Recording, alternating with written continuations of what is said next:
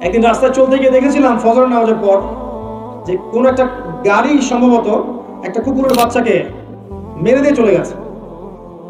আর ওই কুকুরের মা যে সে রাস্তার পাশে দাঁড়িয়ে বসে আছে, বসে বসে তার চেহারাটা এত মায়াবী, এত বিষণ্ণ যে তার ছেলেটা এখানে মারা গেছে। এই যে মায়া, একটা কুকুরের বাচ্চার প্রতি কুকুরের মায়া, ওই এক ভাগ রহমতের একটা অংশ। এই এক ভাগ রহমত আল্লাহ পাক আমাদের সবার মধ্যে দিয়ে দিয়েছেন, আর বাকি 99 ভাগ রহমত আল্লাহ পাক রেখেছেন কিয়ামতের মাঠে। এই রহমত দিয়ে আদম সন্তানকে মাফ করে দিবেন ইনশাআল্লাহ। আমরা সে আল্লাহকে ভুলে গেছে এখন। আমরা সে আল্লাহর জন্য সালাত করতে চাই না, সে আল্লাহর জন্য যাকাত দেই না, সে আল্লাহর জন্য দিনের জন্য আমরা কাজ করি না, আল্লাহর দিন আল্লাহর জমিনে প্রতিষ্ঠা হোক সেই চেষ্টা করি না, বরং আল্লাহর দিনের বিরোধিতা করার একটা ক্ষেত্র বাকি রাখি না। আমরা আল্লাহকে চিনতে পারি নাই। শোনেন, আল্লাহ পাক তো সেই সত্তা যিনি এখন জানেন যে আমাদের মধ্যে কে কে জান্নাতে যাবে, এখানে যারা বসে আছে, এবং মনে করেন আমাদের এখানকার মধ্যে এই ভাই জান্নাতে যাবেন। মনে করেন এই ভাই জান্নাতে যাওয়ার 1 কোটি বছর পরে তিনি কি করবেন আল্লাহ পাক এখনই জানেন সেটা। আমার কথা কি বুঝতে পারছেন? আর মনে করেন এখানকার মধ্যে কোনো এক ভাই জাহান্নামে যাবেন, আউযুবিল্লাহ। সে জাহান্নামে যাওয়ার কোটি কোটি বছর পর কি আযাব ভোগ করবে আল্লাহ পাক এখনই সেটা জানেন, রাইট নাও। আপনি কোন আল্লাহকে ভুলে গেছেন? আমি অনেক লেকচারে বলেছি, প্রায় বলি কথাটা, যে আল্লাহ পাক ছাড়া সত্যিকার অর্থে আমাদের আপন বলে কেউ নাই।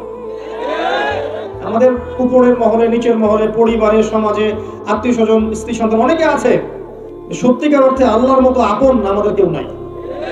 এরা সবাই যদি আমাদেরকে ফিরিয়ে দেয়, আল্লাহ পাক আমাদেরকে ফেরাবেন না ইনশাআল্লাহ। সেই আল্লাহকে আপন করে নেন, ইনশাআল্লাহ পরকালে নাজাত পেয়ে যাবেন, দুনিয়াতেও সুখে থাকবেন। দেখবেন সবাই আপনাকে ছেড়ে চলে গেছে ঠিকই, আপনার মনে শান্তি যে আল্লাহ আমার সাথে আছে।